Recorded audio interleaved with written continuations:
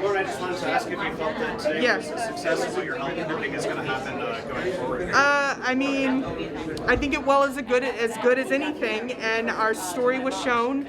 The timeline was shown. There's a lot of disinformation, outright lies, weird speculation that happened, and it's kind of natural when such sensationalized stories come out. And so I don't begrudge anyone. I'm not angry with anyone. We just want to go forward, share the full story in a nuanced way that was mindful of people who've experienced pregnancy loss and abortion-related trauma. How did you feel like the press responded to this? Did you feel like you were sort of given a fair shake by the media, or? I think before the press conference, a lot of wild speculation, once again, like I said, happened because there wasn't a lot of details, because like the thought of like 5 fetuses in someone's home, it's just like people are upset, and it's just like people are, and the thing is, people are rightfully upset. This is horrifying. What happened is horrifying. So once again, I can't begrudge people, I can't be angry at people. I understand where they're coming from, because this is tragic, this is sad. Families were exploited, children were killed, and then the children were going to, if Curtis Bay had his way, to be able to burn these children for energy. And so, I mean, there's a lot of hurt feelings going all around, because it's natural. That is a natural response to violence. Yeah. There's a bunch of court cases going through. Obviously, the Supreme Court case in June. How do you think that this could possibly affect anything like legislation? I personally believe that we can dismantle the abortion industrial complex without the Supreme Court, and I think that is through community-level activism and mass mobilization of people power. I look forward to see what happens at the Supreme Court, but once again, I believe people power is more important than the reliance on the Supreme Court. I believe this is an amoral government. As a Catholic anarchist, and we have an amoral government, and the tides sway each and every way. But one thing that we can count on is community and connection and people power, and I have more faith in that than the courts. What do you think of people casting you as being on the right, in spite of identifying as an anarchist and wearing a shirt that says progressive? People's confirmation bias, we're bucking up against confirmation bias, and like, once again, speculation and everything of that nature. But I'm far left, and I believe that our liberation must include both born and unborn, and to create these safe and sustainable communities that we see in a reproductive justice framework. I don't believe we should exclude the unborn. I believe abortion is a violent band-aid, and that access to clean water, affordable and safe housing, universal income, workers' rights, these are all ways we can create safe and sustainable communities where we don't have to pick and choose which of our children live or die. So, why do you believe that abortion access, or whatever you want to call it, is kind of considered a progressive left ideal, as opposed to what's considered? I once again, the abortion industrial complex is the overlapping interests of business and state, and I think the abortion lobby has pumped so much money into politics and electing leaders and shifting the Democratic platform, and I think that will go downstream and influence that.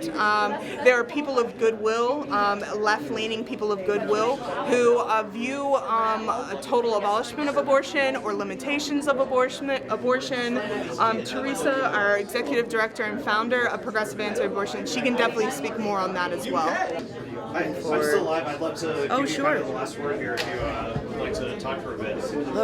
Yeah. How do you feel that this went?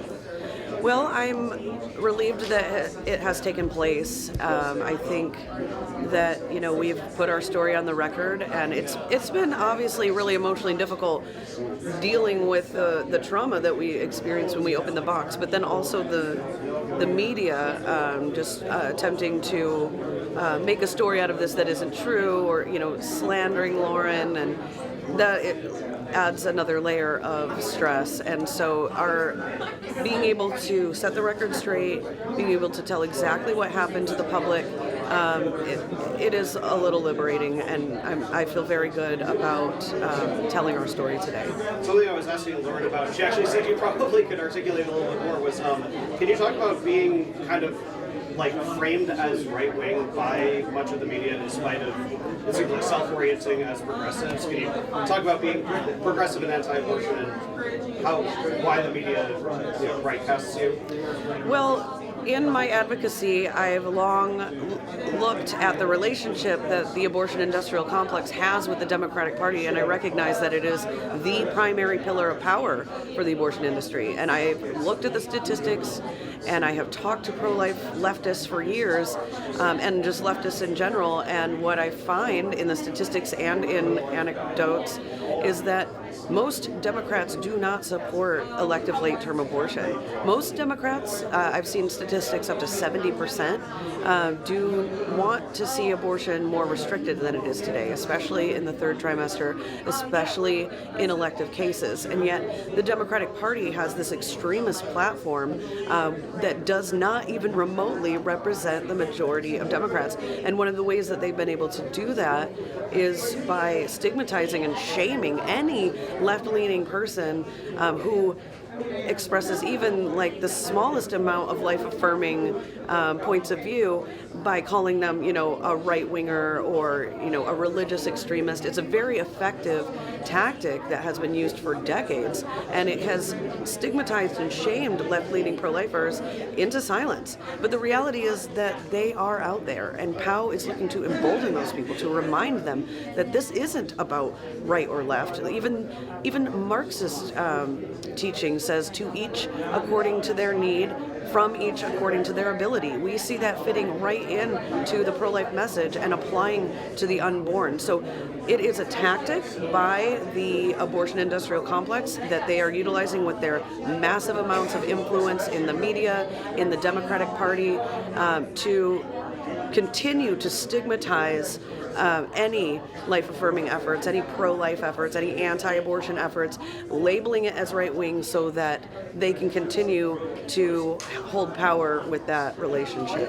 Has it been challenging to you to form sort of strategic alliance, I guess, with more conservative folks who are pro-life? Like, is it hard being a leftist standing on the podium with people who say, I don't agree with her on anything except abortion?